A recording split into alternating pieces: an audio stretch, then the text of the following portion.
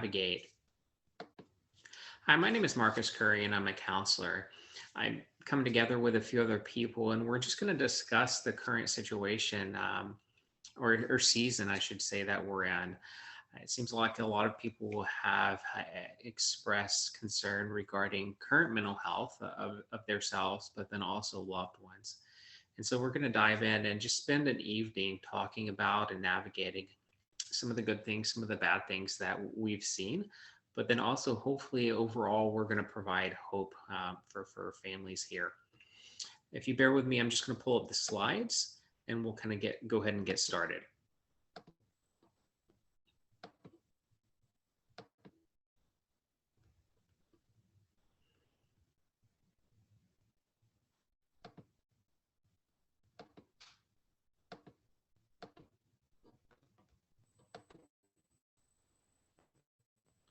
Okay, there we go.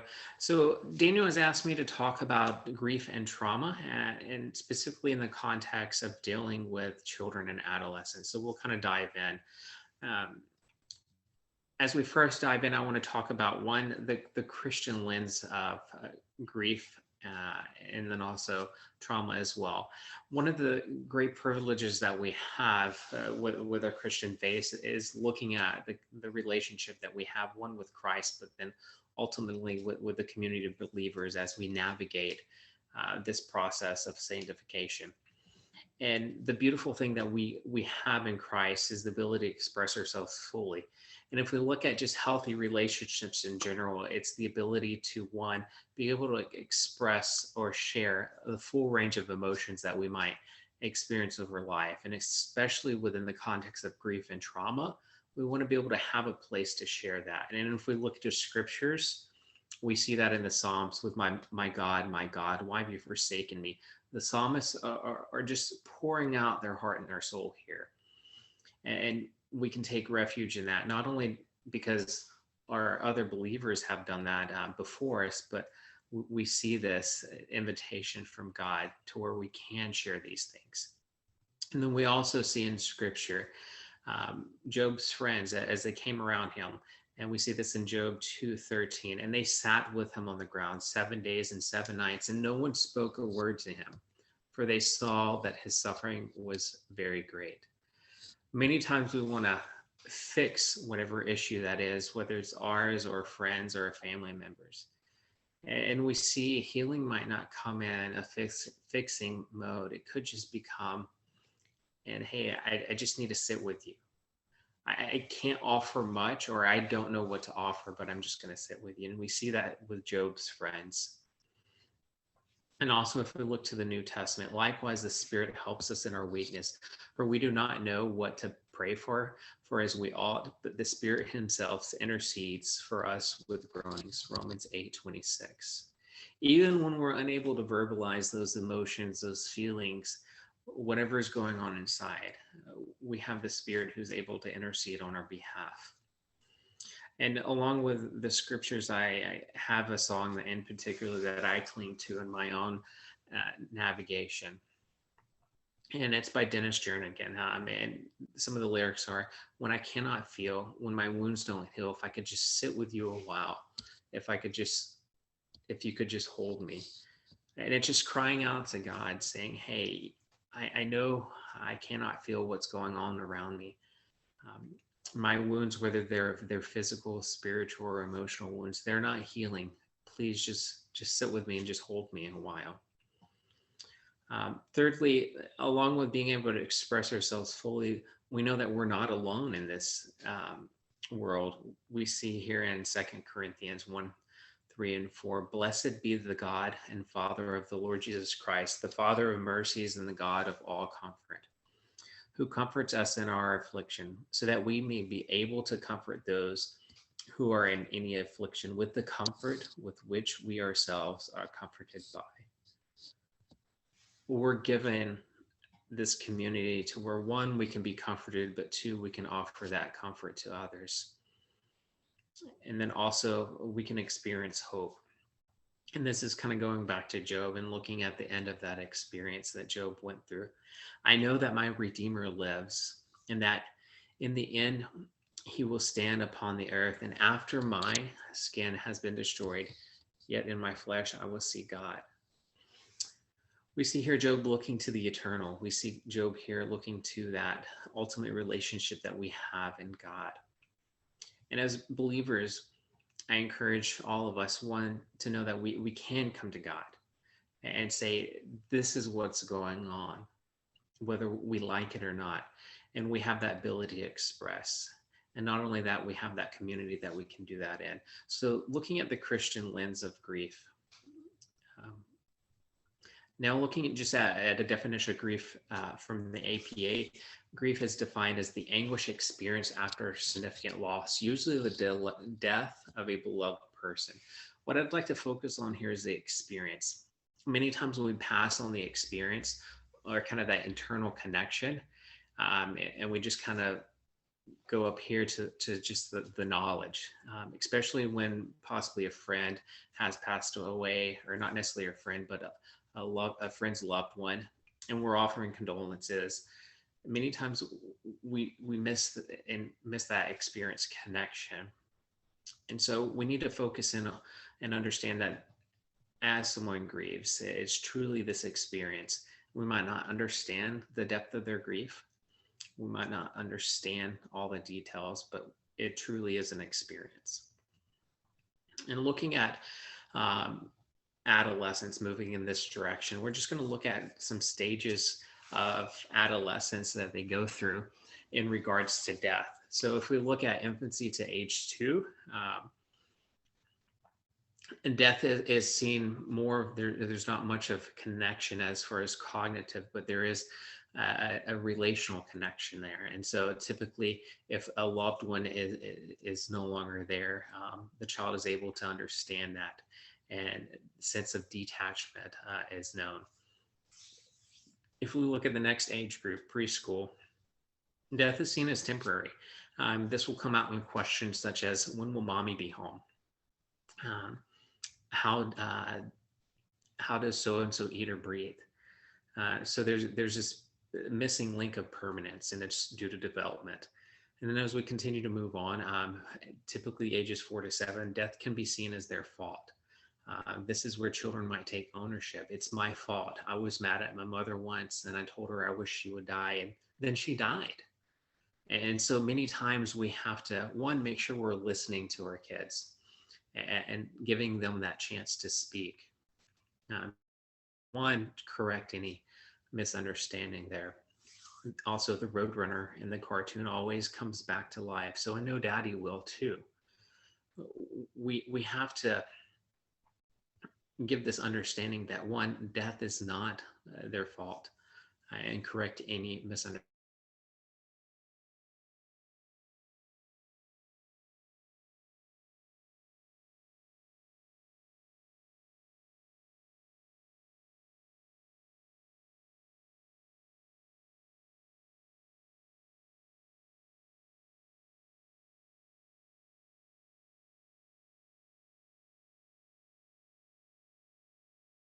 One of the things I encourage is allow kids to have a space with these questions. We might not like the questions, we might not know the answers.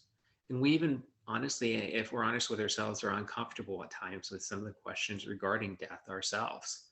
And so I'd encourage you, one, give your child the space to navigate and ask these questions. And then if we look at the kind of the last stage here with children, or sorry, with children and adolescents, or kind of pre-adolescence, we see here children have a greater understanding of the facts that are feeling, or sorry, children have a greater understanding of the facts over facts than feelings. None of my friends could ever relate to what is going on, like losing their dads. And for example, I know that grandma is not coming back and I miss her. I don't understand why mom is so upset about it. So children have this understanding a little bit more developed than the previous stage from 7 to 10 about the facts, but many times they don't know how to process those feelings that they're going through. Sometimes they can be quiet or silent with their feelings and emotions. And this is a time, one, to have one, conversations with your child about some of their feelings and emotions, and possibly even seeing this in counseling to explore these even deeper. Looking at the teenage stats regarding um, death and grief. So 5% of today's students will have lost one of their parents by the end of high school. And then we see here a greater number in regards to grief. 20% will have experienced the death of someone close by the age of 18. So by the time someone graduates, at least 1 in 5 people will have, probably even more, 1 in 5 people will have experienced the death of a close one or even a family member. And so this is a large percentage of the population. One of the things I encourage families to do is be open as far as the grieving process and navigating to the process as well. Looking back at teenagers, we have common grief reactions for teenagers. And we'll go through these, so we won't go through all of these. I'll kind of skip over a few just due to time's sake. Um, and also, these aren't just reactions that teenagers can have, adults can have these too. Some of them can be heaviness in the chest or tightness in the throat, loss of appetite as well, guilt over something said or done, something left unsaid or done. This is going to be all of us. Anger or lashing out. This is huge in this age gap. Sometimes that grief can be mistaken, or anger can be mistaken as grief. And so we need to understand, hey, what's going on here? Johnny or whoever really never had anger, and now all of a sudden, after a loss of someone, we see this anger and lashing out. It could be a sign of the grief that's going on. And also, we have mood changes over the slightest things. Obviously, you're saying, how do we differentiate this between just being a teenager? Um, yes, a lot of emotions are going on just with teenagers, but it's at more heightened sense as well. Unexpected outburst of cryings, feelings of relentlessness, and simultaneously difficulty concentrating on tasks at hand. This comes out whenever we see a student, typically in school or whatever activity they're in, and they're performing well, and then all of a sudden they're not able to perform as well, and it's due to that concentration. And feeling that the loss isn't real and didn't happen at all. Some kids can feel this as well. And one is talking to pictures. Maybe it's a picture of a loved one that they had, or just a favorite picture that they had together of this loved one. Conversations with the deceased in a special place. This could be possibly at a graveside. This could also be maybe in a favorite chair, or a place also that they and the deceased were at. Definitely difficulty with sleeping and also dreaming. And then also just the possibly an inability to say anything, or the need to overly be responsible. And then also taking on the role of the new man or woman of the household. This is when we look in family systems, this is a dynamic that we see, this is a dynamic that we see with the different roles. And so taking on this new role can be very common with a teenager, and navigating that. And there might need to be a conversation about boundaries with these roles. And one thing I want to touch on is myths regarding griefs. One thing is, you just need to get better and get over it quicker. One is, we all grieve in pretty much the same way. And this is one of the biggest myths that I come across. Everyone grieves differently. In this process that we have grief, I would say the only constant is that it's different for everyone. My only concern when it comes to someone grieving, if that grieving process becomes a harm to self or harm to someone else, and that's where we might have to step in and say, hey, let's do something differently. Let's put some other safety measures in place. But outside of those realms of harm to self, harm to others, that process of grief looks different for everyone. And then also that time frame looks different for everyone.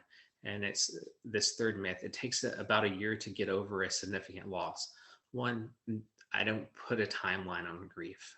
Yes, we might use the year as kind of a marker, since a lot of events, holidays and things like that, obviously take 1 year, but it doesn't say, hey, by the end of that 1 year, everything is better or should be better. Um, no, I would say, grief, in my experience, grief is not necessarily a time window, but how it evolves over our lifespan. Whether that's looking at grief as a child and how that evolves into the teenage years and then adulthood and then to the end of life. Um, Grief is going to look different in all stages as we navigate that. It's better not to think or talk about the pain.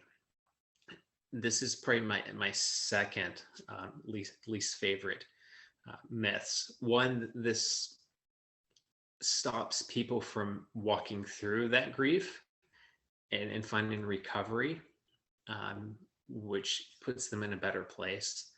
And this can hinder someone's relationships for years.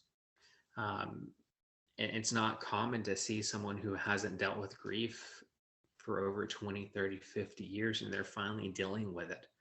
And usually at that time, there's something drastic that has caused them to actually deal with it again, or to deal with it initially. And lastly, the intensity and length of your grief reflects how much you loved, um, someone. This is one of, another my least favorite. Uh, it's putting this measure of how much we love someone based upon how long we can grieve. One, it's inaccurate, and two, it can be, um, belittling, especially to siblings who are grieving differently. And a family member might say, "Well, your sister over here is grieving longer, therefore she loved them more." And so it can give a misunderstanding and also can be very hurtful for the family as well. So before we get into trauma, I just want to kind of recap and close on grief. So looking at the myths, looking at kind of our worldview, one, we're in this process of sanctification. In this process, it's messy, it's life. And so I encourage everyone, as we navigate grief, the biggest things we can do is one, just provide space for the person that's grieving, whether it's your child, whether it's a teenager, whether it's your spouse, or your whole family. Provide that space, and that can look different. And at times you might need to seek professional counseling. At times it might need to be plugged into a group, that's navigating grief together.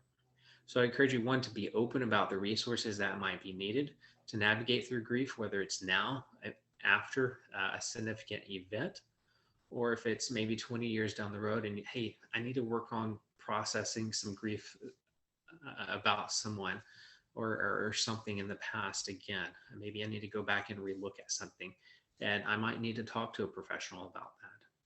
So looking from, moving from grief to trauma, we have, first of all, a couple different definitions of trauma we'll dive into, and then we'll kind of break away from that. The reason I have these definitions is, one, I don't want to add confusion,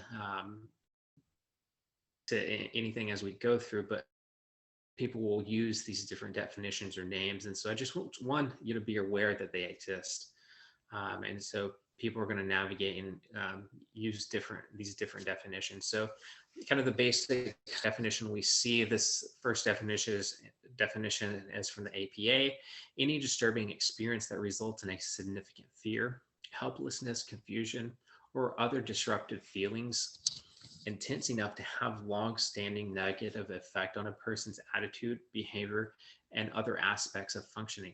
Traumatic events include those caused by human behavior, as well as by natural and often challenge an individual's view of the world as a just, safe, and predictable place. So this is kind of the large encompassing definition of trauma that we have here.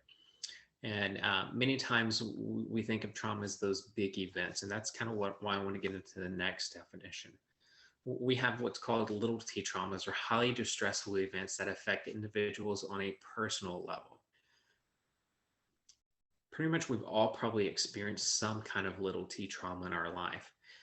Non-threatening injuries, emotional abuse, death of a pet, bullying or harassment, any loss of significant relationships. And so little t traumas, it's not to say one's better than the other or one's worse. Yes, the experience is difficult for all. Yes, typically with big t traumas, um, recovery, or living well through that might take longer or look different. And then going on to big T or acute traumas, events usually associated with PTSD, such as rape, combat, physical abuse. And then we also have chronic trauma. This results from a repeated and prolonged exposure to highly stressful events. Examples include cases of childhood abuse, bullying, or domestic violence. So one might could say chronic trauma would be little t but constant. Say, for example, being bullied through a couple of years of school or your whole school career. So this chronic exposure to trauma. And then if we look at complex trauma, this results from exposure to multiple traumatic events. Whether that's multiple traumatic events, what we might consider war, accidents, and even abuse or rape. So as we kind of navigate these definitions of trauma, one thing I want to go back and remind ourselves that one, trauma, it can be similar to grief in that response. We're going to have different responses. Trauma can be more complex in the sense of those responses and how our body responds. But what I want to relate it to grief is there's not necessarily a timeline for what we might want to call recovery or living well or healthy functioning through trauma. And so I don't want to say, yes, you have to have that timeline. That would be a myth if we were to put a time cap on that. So this is a bigger picture of what we have here with trauma. And now we have normal reactions from children with trauma. This would be sleep disturbances, complaints of stomach or head pain. We see kids acting out the event in play. This definitely is at school. This could also be not just acting it out, it could be drawing this out or making up songs about this, reverting back to previous developmental stages, also showing signs of irritability, sadness, or anger. So whenever we notice a behavioral change, it's not to say we always go back to trauma, but it could signify trauma, one of these things. Knowing where your child is getting their information from is huge in the context of trauma, but then also just general day-to-day living. So whether it's a traumatic event happened in the community or just kind of more globally that's going on, knowing where kids are getting the information. So school is going to be a source, whether it's going to be from all the kids at school. The other big source is news and social media. And then finally home, and then also adult conversations about whatever traumatic event that has happened. And so sometimes kids need to be involved in those adult conversations. Sometimes they might need to be left out. Every situation is a little bit different. But one thing is being informed where they're getting that information is, because one, it can help you understand your child's viewpoint of trauma. And having that understanding of their viewpoint of trauma will give you a better response in supporting them through a traumatic event. And so now I want to just turn to going back to our identity as Christians. As Christians, how do we respond or understand trauma? One of the things that I want to go back to is we live in a fallen world. If we go back to Genesis, we're created in the image of God. We have this value. But then we see that we're fallen very quickly. And so as we navigate this fallen world, we are going to experience pain. But I would say something that is unique about Christianity. Our pain is understood. And we see here in Hebrews 4:15, for we do not have a high priest who is unable to sympathize with our weaknesses, but one who in every respect has been tempted as we are, yet without sin. Not only just tempted, Christ endured a very traumatic death on the cross. And so as we live in our pain at times, whether that's what we might consider a brief season or a very long season, I want to encourage everyone that we do have hope. We do have hope as the sanctification process um, continues, and as eventually we'll be made whole. And so it's not to say Christians do this better. It's not to say that we're better than others. It's one to say that we have someone who one we can sympathize with, and that's Christ. And we have a community to do that in. It's not to say we have all the answers. We don't. And finally, I just want to give a few resources. One of the resources that you're probably familiar with is Counseling Connections for Change. If you see that, hey, after these talks and maybe some other people and maybe our doctor has maybe recommended going to counseling and we just haven't done that. Counseling Connections for Change is a great place to start. They're local and it's a good place. Next is there are counselors within this group, but then also it's a hub of resources. Mosaic of Mercy. Their goal is to truly be a hub to connect people in the Houston area, to resources, whether it's a website, whether it's support groups, whether it's traditional counseling.